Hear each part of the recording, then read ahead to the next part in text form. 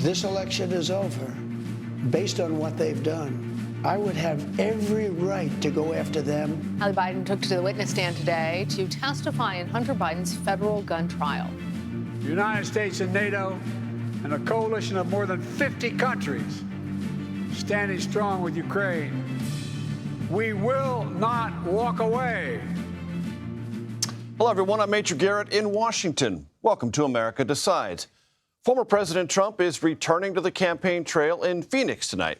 Arizona, of course, is a battleground state, and it is his first stop on the campaign trail since he was convicted last week in New York of 34 felonies. But first, it was 80 years ago today that Allied forces stormed the beaches of Normandy, the invasion leading to the defeat of the Nazis 11 months later. President Biden marked the day of remembrance in France. He and the First Lady met with World War II veterans at the Normandy American Cemetery. In his remarks, the president drew parallels to the current war between Russia and Ukraine. America's unique ability to bring countries together is an undeniable source of our strength and our power. Isolationism was not the answer 80 years ago, and is not the answer today. I promise you we will head to Phoenix in just one moment. That's where we'll find our Caitlin Huey-Burns, who is covering the Trump event. But I want to start with our Ed O'Keefe, who is traveling with the president. Ed, great to see you. I want to play a shot also from, that is to say, sound over tape. That's some news lingo for you, ladies and gentlemen, of the president in his remarks. Yes, TV talk at Normandy. Control room, let's roll that, and then we'll have Ed talk on the other side. Here in Europe, we see one stark example. Ukraine has been invaded by a tyrant bent on domination. Ukrainians are fighting with extraordinary courage, suffering great losses, but never backing down. Ed, it seems that Ukraine is the umbrella around which this ceremony and this commemoration takes place. Or the country that the leaders that are here wanted to envelop with their support, yes. Quite striking to see the president make such strong statements against a former ally, and an ally that helped pull off the successful victory during World War II. There were no Russian officials invited by the French government to this year's commemorations. They've been here in the past, but with the United States, the United Kingdom, and others concerned about having Russian officials in attendance when Volodymyr Zelensky, the Ukrainian president, was also scheduled to be here. It was determined they could not be. And to have the president be so forceful in that way, saying what he said there about them essentially being a tyrant, later calling them a bully, suggesting that they're part of the ongoing struggle between autocracy and democracy and this push to blow away borders at their own will.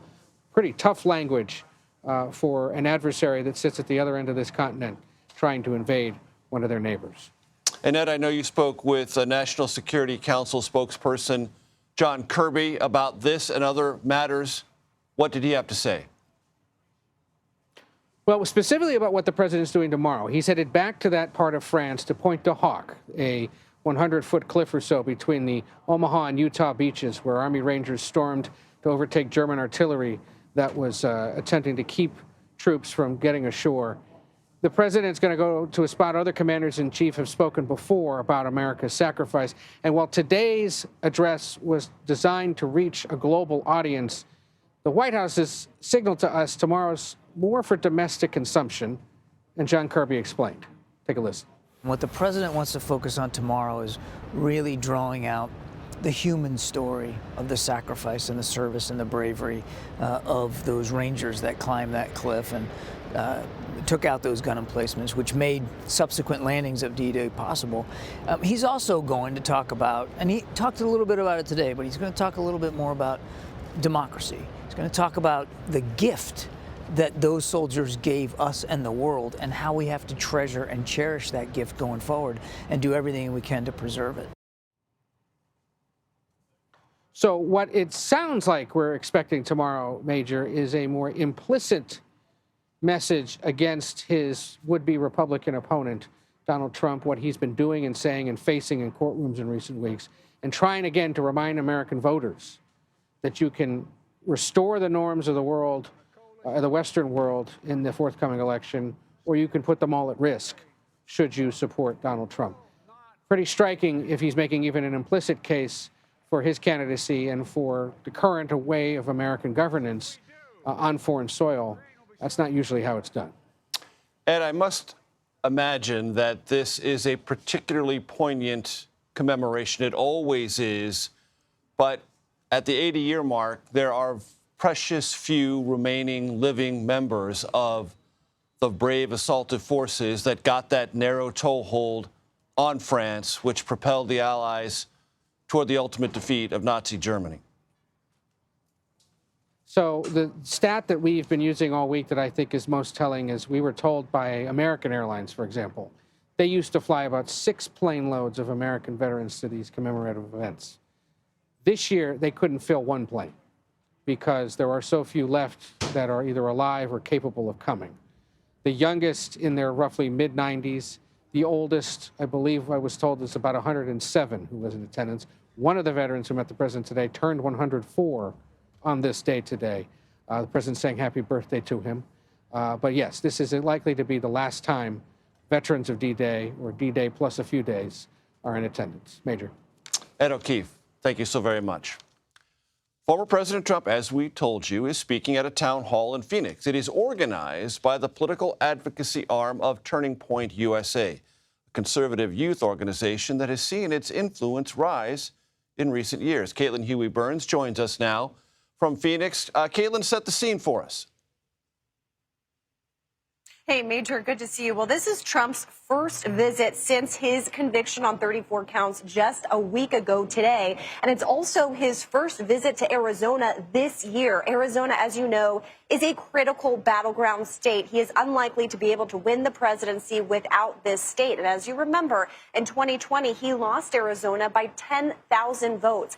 And in the aftermath of the election, Arizona really became kind of ground zero for false claims about the election. Election denialism really bred here. And as you mentioned, Turning Point USA, its leader, Charlie Kirk, is considered a top election denier and has become a close ally of the former president. His group is based here in Arizona. And as you referred to, they have seen their stock in the Trump orbit and in the Trump era really rise.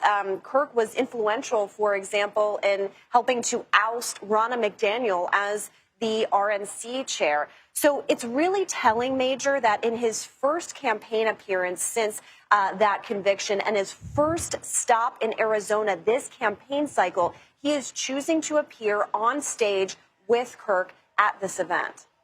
And as I look at some of the excerpts released by the Trump campaign, a heavy, heavy influence, or rather rhetorical reference, Caitlin, to immigration.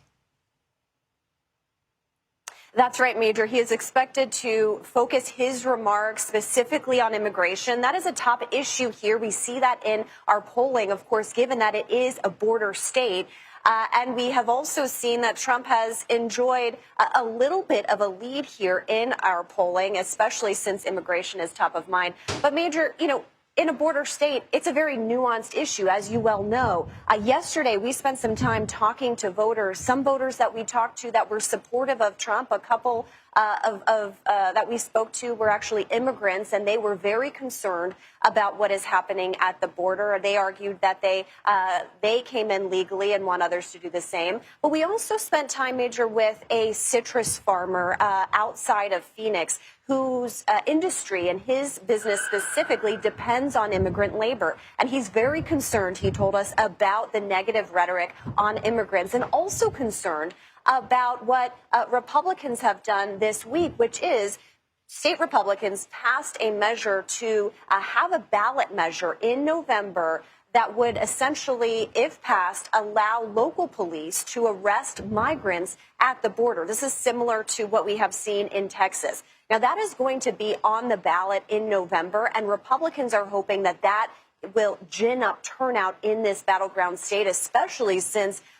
abortion rights groups have secured a measure on the ballot in November here to make abortion access a constitutional right. So you're going to have this battle really here in Arizona on these two key issues, and we'll see which drives turn out the most. immigration or abortion access. Getting back to Charlie Kirk and Turning Point USA, it strikes me, Caitlin, in some states, state Republican parties are losing revenue, losing organizational support, and they may be being pushed aside by organizations like Turning Point. It feels like that may be happening in Arizona most prominently of all. That's right, Major. Turning Point USA has been able to raise a lot of money. Kirk himself has become really wealthy in this role. And what's significant too is that this is a group that is designed to turn out young voters. But Major, we've seen a shift in their approach, and we've seen this shift on the kind of national scale as well, which is that this is a group, of course, that falsely makes claims about the election, but now they are turning to trying to encourage people to vote early and vote by mail. Republicans acknowledging that they had given up ground on that. Gave up ground in 2020. Of course, those like me who remember Arizona Republicans organizing in the early 1990s on early and absentee voting find a full circle moment surrounding the whole issue of denialism and lying about what happened in the 2020 election. Caitlin Huey-Burns, thank you very much. An Israeli strike on a school in Gaza has killed more than 30 people, including women and children. That, according to local health officials. The attack hit a United Nations school in central Gaza that was sheltering displaced Palestinians at the time of the strike. Now, Israel has claimed, but has yet to show any evidence, that Hamas was operating out of this building. It's day 4 of Hunter Biden's federal gun trial, why the testimony of his brother's widow could make or break the government's case. And throughout this hour, we will look back at former presidents honoring the sacrifices made on D-Day. Let us start with then-President Ronald Reagan commemorating the 40th anniversary. The living here assembled, officials, veterans, citizens, are a tribute to what was achieved here 40 years ago. This land is secure. We are free. These things are worth fighting and dying for.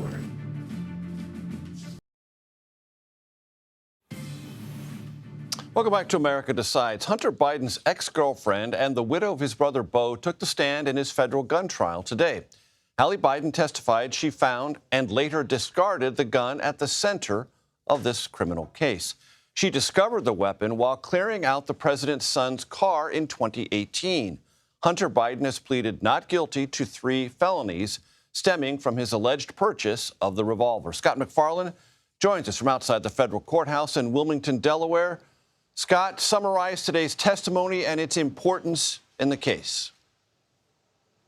Make no mistake, Major, this was the star witness, and this was a pivotal moment in the 4th day of this trial. The most tense, the most dramatic moments happened today. Hallie Biden, of course, the widow of Beau Biden, acknowledged to the jury right off the bat, Major, that she took up a romantic relationship with her brother-in-law shortly after Beau Biden's death. And then she told the jury, told the prosecution after being asked that it was Hunter who introduced her to crack cocaine, which she began taking in 2018. Then she described what happened October 23rd, 2018, which is so weight-bearing, potentially, to this case, saying she was searching Hunter Biden's car outside her home to ensure there were no drugs or alcohol in there that the kids would get access to if they drove the car. Said she found drug residue, found drug paraphernalia, and found that gun, that Colt 38, in a satchel, and said she panicked, brought it to a grocery store parking lot nearby, tossed it in the dumpster, would later go try to retrieve it. It was gone already. That was just a part of what she said today, but you can tell in the room that the jury's attention was primed throughout her multi-hour testimony beginning mid-morning today. And why was that testimony so central, Scott, to what the prosecution is trying to convince the jury of? The fundamental allegation from prosecutors, Major, is that Hunter Biden not only possessed a gun while using or addicted to drugs, but knowingly made false statements on the application to get the gun by not acknowledging he's a drug user or drug addict. What Hallie Biden testified to today was that the gun was found near drug residue, and it was found just 11 days after he purchased it. She also testified to the frequency with which Hunter Biden used drugs. So all of that has the potential of bolstering the prosecution's case. Under cross-examination, defense attorney Abby Lowell tried to press Hallie Biden about whether she knew exactly where Hunter Biden was that day in which the gun was found, that day in which the drug residue was found. And he was trying to press her on a lack of clarity as to where Hunter Biden was with respect to the vehicle, respect to the gun, respect to the potential crack cocaine. They're trying to build a wedge before they present their case tomorrow. But here's another item, Major, that's worth noting. In cross-examination of a different witness, the gun store manager who sold the gun, they tried to press the issue that the gun form Hunter Biden filled out might have been less than clear. When they asked the question, are you a drug user? Saying that's different than asking, have you ever been a drug user? And that if Hunter Biden thought he was getting sober or in recovery, he may have answered it in his mind truthfully. That's where the defense could be headed when they open up their presentation, probably around the lunch hour tomorrow. Scott, this is a family drama with some sad details. Some might even argue sordid details. President Biden was asked by ABC a couple of key questions about this matter. What did he say? When asked if he would rule out a pardon for Hunter Biden, President Biden reportedly told ABC News, yes, kind of closing the door to a potential pardon for a defendant in this case, Major, who does face the prospect of prison time if he's convicted by this 6-man, 6-woman jury. But having sat through nearly a week of this, Major, let me tell you, I go to a lot of trials. There are light moments, moments of levity in most trials, no matter the stakes. That just is not the case here. This is transcendently sad. Scott McFarland in Wilmington, Delaware. Thank you. The struggle between a dictatorship and freedom is unending. President Biden addresses threats to democracy 80 years after the turning point in the European theater in World War II. We'll take a closer look at what he had to say about the war in Ukraine when we come back. Today, many of them are here among us. Oh, they may walk with a little less spring in their step, and their ranks are growing thinner. But let us never forget, when they were young, these men saved the world. Welcome back. President Biden drew linkages between World War II and Russia's war on Ukraine in his D-Day address today. The president said that surrendering to bullies is, quote, simply unthinkable. We will not walk away.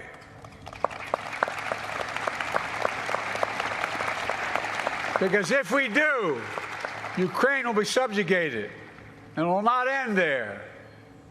Ukraine's neighbors will be threatened. All of Europe will be threatened.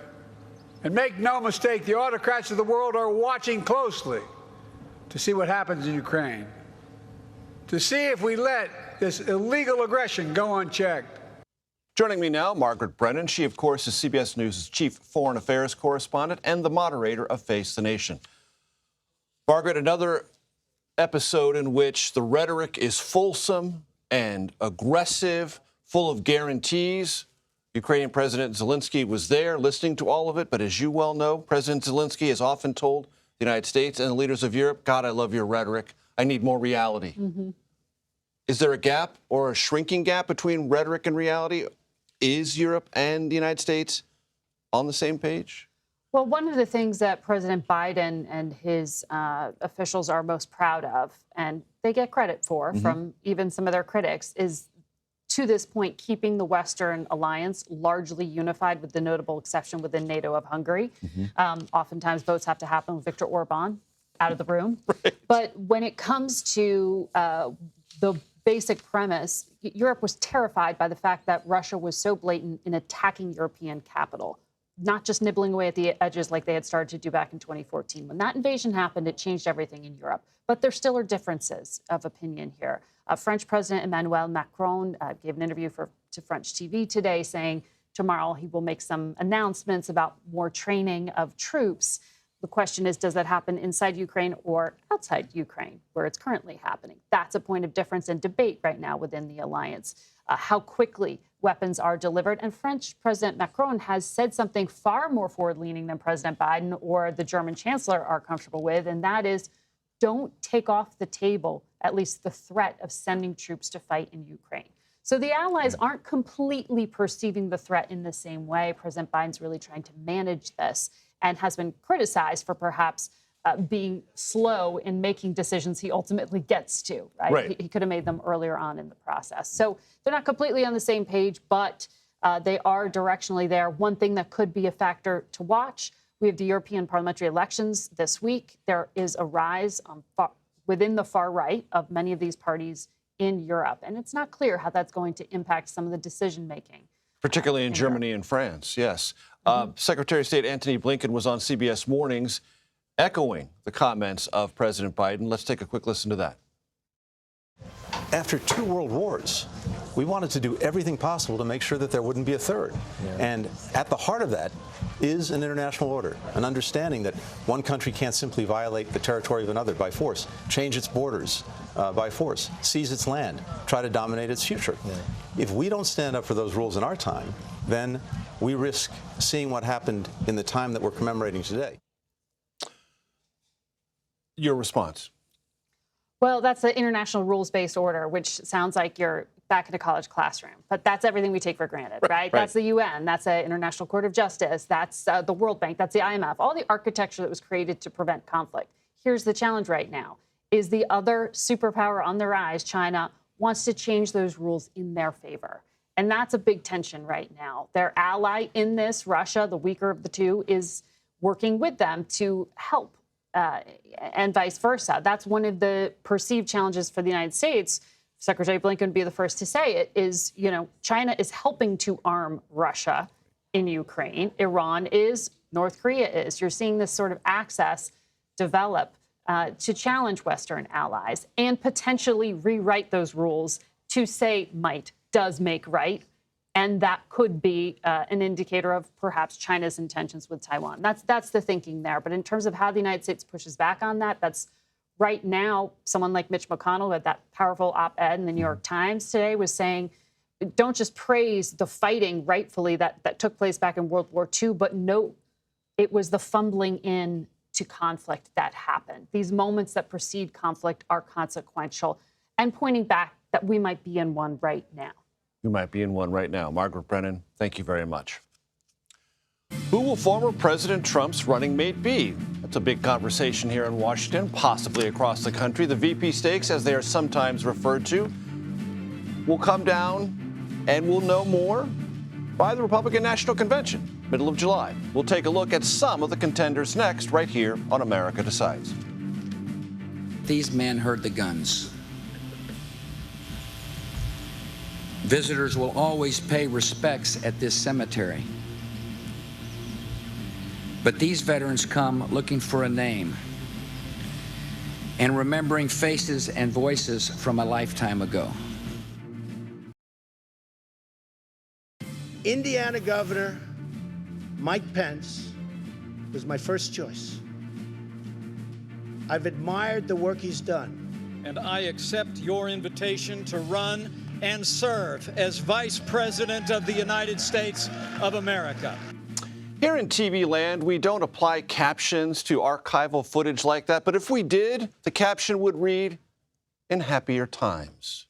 That was former President Trump introducing then Indiana Governor Mike Pence. Of course, Trump was not president then. He was the nominee of the Republican Party as his running mate. Of course, Mike Pence has not endorsed and will not endorse former President Trump's bid for re-election now.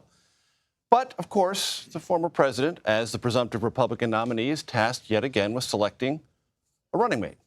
Several Republican options have been requested to provide documents. That's called a vetting process.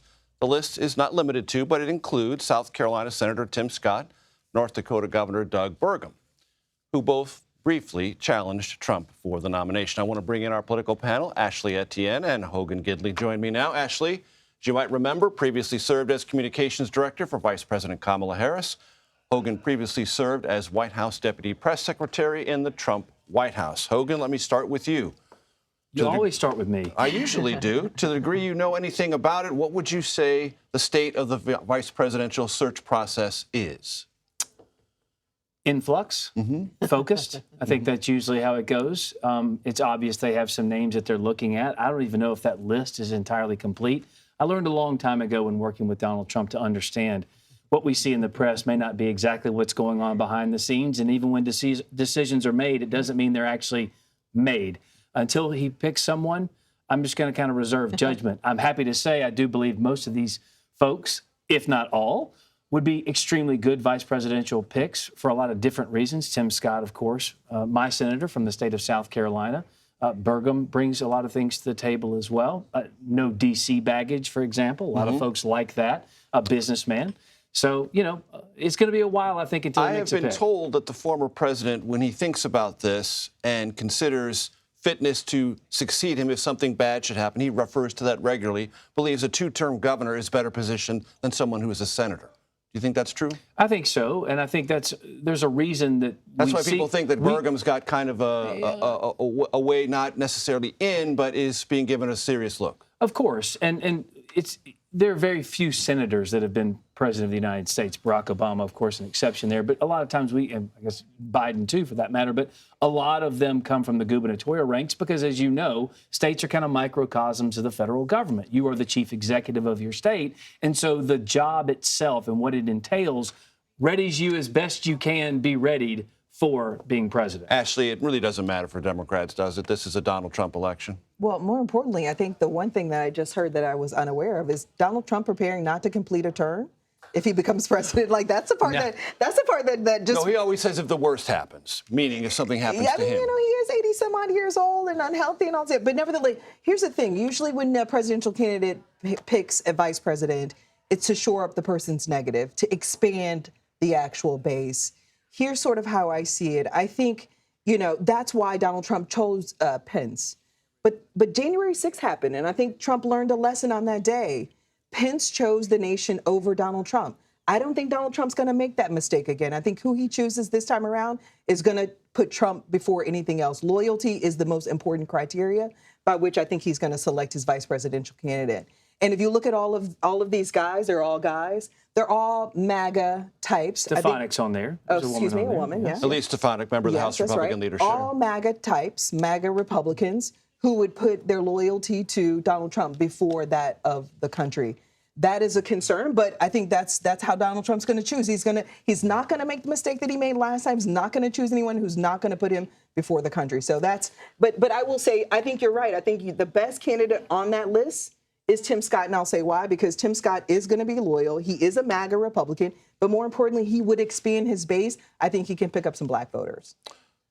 Hogan, as you well know, there is this sidecar conversation among Republican donors who like Nikki Haley, who supported Nikki Haley, to try to get her back in the conversation. And many of those donors who were on the sidelines are coming back into the Trump orbit, perhaps with that goal in mind, among many others. How would you assess Nikki Haley's prospects? Well, again, knowing that conversation is real. Yes, of course. And we went from a South Carolina senator to Nikki Haley, who was my governor. So I'm well aware of her attributes and her abilities. I think in most elections, as we would probably both agree, the vice presidential pick doesn't mean much because it's a top-of-the-ticket election. This one's different. You're talking about Joe Biden, that no one believes is going to finish the second term. And so Kamala Harris, well, you're the one. It's nice to meet you. Kamala Harris will most assuredly become president in the second term under Joe Biden. So the VP pick does matter here. The Nikki Haley piece is interesting because if I'm reading the tea leaves right, and the people I talked to inside the campaign are being honest with me, and I have no reason to think they aren't, you also want someone who's going to continue the America First agenda, the Make America Great Again mantra. Nikki Haley does not do that, and she does not shore up or excite your base, which you are going to need in this election. She might create as many base problems as she does attract, if not more, marginally attached Republicans. If not more. They want to move away from the globalist, corporatist wing of the party, and that's her position. That's her part in the party. So many don't want to go back to that, and I'm afraid it would really depress turnout from the base. I mean, poor Nikki Haley, she got nothing for compromising her values. I mean, I'm sorry to say that, like, no disrespect to the governor, but she, supported Donald Trump and got nothing out of that deal. Actually, the Washington Post wrote a column, or carried a column this week that said black voters in America don't like either of their options, and that is more of a problem for President Biden than it is for former President Trump.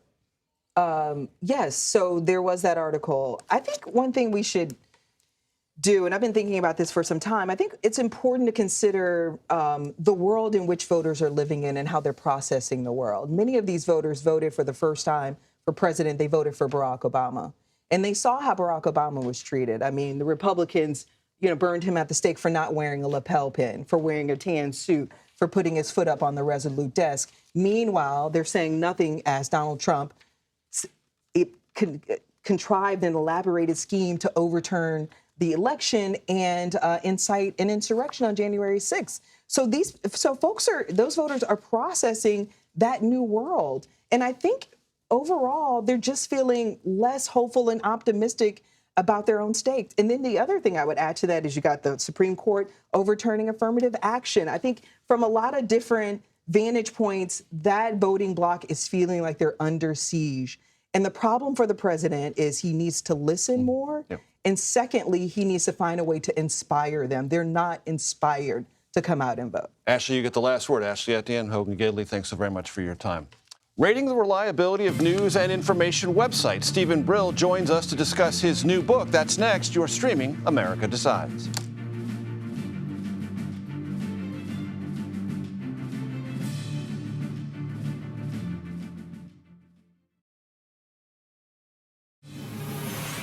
Welcome back to America Decides. We live in a world where facts and truth are under siege. A new book takes a deep dive into the rise of conspiracy theories online and what can be done to counter them. Stephen Brill joins us now. He is the co-founder of NewsGuard, which rates the reliability of news and information websites. He is also the author of a brand new book titled The Death of Truth. So, Stephen, great to see you. Let's start with the title of the book. The Death of Truth. Is truth dead or merely in a coma? I'm glad you asked. I would prefer to say it's in a coma because, as you know, I spend a good part of the book trying to explain how to take it out of that coma. So what put it in the coma? Yeah. What put it in the coma in the first place? I think a combination of four things, some of which are easily appreciated. One is that when the social media platforms picked up steam and started getting the millions and hundreds of millions of participants, it turns out that they created algorithms, as we now know, that were engineered to send people to the most inflammatory content, because that's what got the most eyeballs. And inflammatory content meant, for example, as I explained in the book, that in 2013, a young woman out in Silicon Valley who had just had a newborn baby goes online on Facebook, innocently just trying to get some information about what's the vaccine regimen my baby ought to have, and she's stunned to find this vituperative debate over the safety of the most benign vaccines, measles vaccines, and she can't believe it. And the more she reads this stuff, the more she's sent other content debating other, seemingly not debatable issues, like whether jet planes cause chemical entrails that cause, blizzards, all this crazy stuff. So it's the social media platforms becoming the source of news and not reliable news for so many people, so much of the time, to what's something that probably a lot of your viewers don't know much about, which is programmatic advertising, which replaces the kind of advertising decisions we always used to be used to, where advertisers would decide, I really want to be on CBS News, right, not on, this local channel, or I want to be in this magazine or newspaper, not that one, where it's all done by automated algorithm, and it's done based on auction, and it goes to the lowest bidder gets your eyeballs. And the result of that is that hoax news, Russian disinformation, gets billions of dollars in ad revenue, which finances all this stuff. And then with those two factors are the demagogues and the hoaxsters and the conspiracy theorists who take advantage of those two things and create the environment that we're now in. And the last piece of it is the people who are susceptible to those demagogues and hucksters for whom the system has sort of stopped working, and they want to believe in easier solutions or solutions that just aren't solutions at all, such as, COVID is a hoax. I don't have to take this vaccine. And we end up in a situation where 225,000 more people died in the United States than would have if the take-up rate for the COVID vaccine had been what it normally would be for these kinds of vaccines. Stephen, you talk in your book about another story that I want to give you the building blocks of, and then I want you to flesh out for our viewers. John Dugan, Palm Beach, Russia, bioweapons, Ukraine. Sure. John Dugan is a guy who we at NewsGuard got to know because he had been indicted in Florida for extortion and hacking, fled to Russia, and was accepted there, was given asylum there, and ended up becoming a high-level Russian disinformation operative. And when NewsGuard reported that one of his, quote, documentaries, unquote, which was, fake news, was the one that said that there was a secret bioweapons lab in Ukraine. When he published that on YouTube, it gave the Russians one of the excuses they wanted to have to invade Ukraine. And when we published the fact that YouTube was still featuring that documentary, YouTube took it off. He got angry and launched a series of threats against me and my family in New York from his studio in Moscow. He put up a YouTube that showed an aerial view of my home, talked about my family, talked about where we live, and it became a really uncomfortable set of threats. And he's still operating from Moscow. In fact, we just did a report that he now has developed, if you can believe it, 167 fake local news websites, websites operating as supposed local news sites in the United States, all pushing divisive, Russian propaganda in advance of the elections this fall. And just to put a pin in it, Stephen, that quote-unquote documentary about the bioweapons lab was in no way a documentary. Yeah, thank you for putting that pin in it. I should have done that. Yes. And there is no bioweapons lab in Ukraine. It's all a figment of the Russians' very fertile imagination, or John Dugan's fertile imagination. But it's accompanied by video and deep fakes and all this stuff that we've now started to become more familiar with. Truth is not dead, but it is in something approximating a coma. Stephen Brill, thank you very much for your time. Thank you. Federal judge is ordering Steve Bannon to self-surrender to federal prison on July 1st. The decision stems from the longtime Trump ally defying a subpoena to appear before the House committee that investigated the January 6th Capitol riot. Bannon was sentenced to 4 months in prison for contempt in October 2022. He is expected to appeal this matter further. The judge reaffirmed that Bannon can also seek a stay on this particular order, which of course would allow him to further delay when he has to report.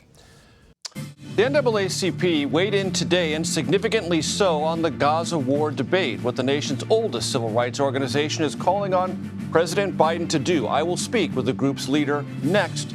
You're streaming America Decides. Welcome back to America Decides. The NAACP is calling on President Biden to halt all weapons deliveries to Israel and to push for an immediate and permanent ceasefire. The NAACP released a statement that read in part, quote, "It is imperative that the violence that has claimed so many civilian lives immediately stop. Hamas must return the hostages and stop all terrorist activity. Israel must commit to an offensive strategy that is aligned with international and humanitarian laws," unquote. The president and CEO of the NAACP, Derek Johnson, is here with me now. Derek, it's great to see you. Thank you for joining us. Walk us through the decision that the NAACP came to and why. But we are seeing an increase in racial hate crimes here in America, whether it's racism, anti-Semitic activities, or anti-Islamic phobia. We recognize that what happened globally actually have an impact here domestically. And as we approach the November elections, communities should be talking about how we can work together, not about the things that divide us. And it's unfortunate that we are here at this juncture. The president said last week in remarks at the White House that this war should end and the new day should begin. That's not enough. Well, we absolutely agree. And he calls for a ceasefire. But calling for a ceasefire and then sending arms, that's inconsistent. We support the right of Israel to defend itself, but we also have grave concerns with the high civilian casualty, particularly of kids. And so as a nation, we must look at how is this going to impact November? Our biggest fear that we have white supremacist sympathizers sitting in the White House. Because the last administration, what happened in 1 week's time, the Latino community was attacked with a mass shooting in El Paso, Texas, at a Walmart. The African American community was attacked with a mass shooting at a Kroger in Louisville, Kentucky. And the very next night, a synagogue was attacked in Pittsburgh. We cannot exist as a nation if we allow the very fabric of this nation to divide us, as opposed to making sure that we stand up and ensure that civilians are not attacked and communities are safe here domestically. Derek, for those who might hear this request from the NAACP and think, well, that's separating that very large and powerful organization from President Biden on a matter of policy, that might discourage black turnout for President Biden, that might harm him politically. How would you address that inference being drawn? Well, we are not a spokes organization for the president or any administration. We are nonpartisan, and we don't support candidates, but we also recognize the dire nature that we are confronted with our democracy. The choice in November up and down the ballot isn't whether or not we have candidate A or candidate B, it's whether or not we have a functioning democracy or something less than that. And if we get something less than that, all of our communities could be under attack, especially African Americans, the Jewish community, and the Islamic community. And in this moment, we need to look at ways we can get peace in Gaza, peace in the Congo, so we can begin to focus domestically on what's important. Has the NAACP reached any conclusions, because this is being debated at the International Criminal Court, as to whether or not Israel has engaged in something that could be alleged or confirmed to be war crimes? But that's not our role. We support the president's call for a ceasefire. We believe there should be de-escalation. And how do you get there? You stop the arms and you force people to the tables to have true and meaningful conversations so that we can get to a different space in that region of the world. And when the Israeli government led by Benjamin Netanyahu says we cannot have those kinds of conversations, we've been trying to have those conversations with Hamas because they are a terrorist organization bent, according to their own words, on the destruction of Israel, we have to eradicate Hamas in order to have a new future for Gaza. You would say what? Well, for Netanyahu, we see him no different than Hamas, and that's the problem. You do not. We don't see him any difference. We support the people of Israel. We support individuals who seek peace, but unfortunately, he's operating in the same vein as any other fascists would operate, and that's unfortunate. We should be looking at a way and forward in peace and not so many civilian children lives. What we're seeing now is undermining the very goal of having a presence in the Middle East in a way in which everyone can really exist. Right now, under that regime, that's not happening. Derek Johnson, NAACP, thank you very much for your time. That does it for today. We will be back with another edition of America Decides Monday at 5 p.m. Eastern. The Daily Report with John Dickerson starts right now.